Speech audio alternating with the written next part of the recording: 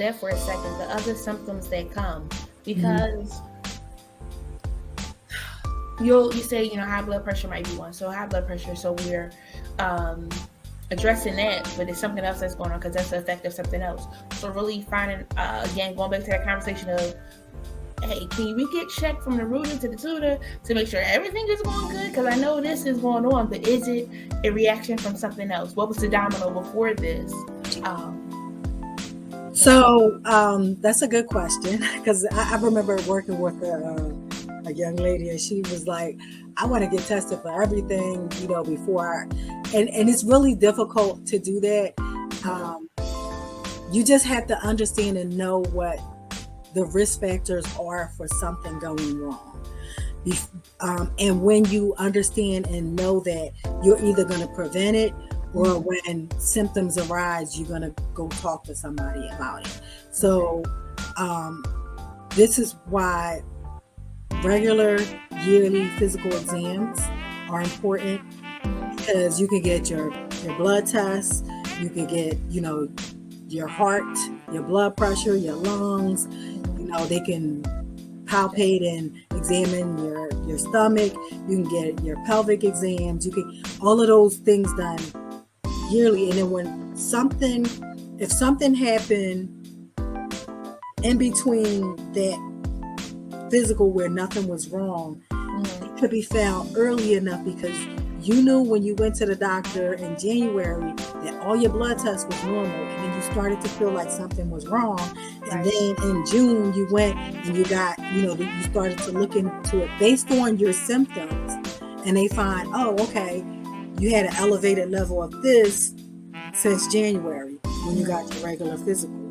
So that's why it's not necessarily appropriate or even feasible to get everything tested, but get routine physical exams regularly, so when something does go wrong, you find it early enough to address it before it's out of control.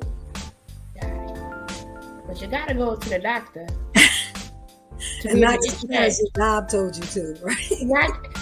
Ooh, he's stepping on toes today. I got your back, Chozen friends. I don't. Go to the doctor, not just because your job told you to. You going because you got to get that TV, you got to get a new physical.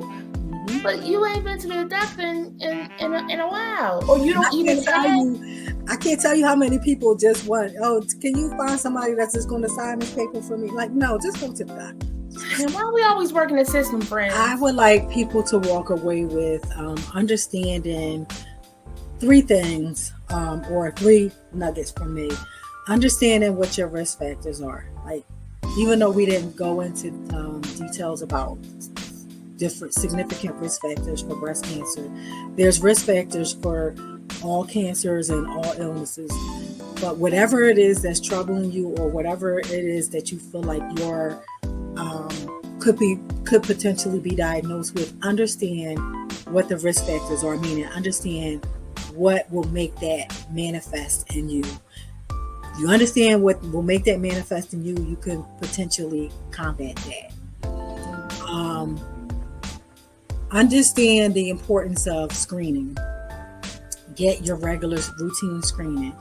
Sometimes, and with appropriate screening practices, you can find things, not just cancer, but you can find things that are normal at the earliest stages to address it without the stress and anxiety and unfortunateness of having to go through surgery and chemo. So get screened. And then the last thing is live a healthy lifestyle.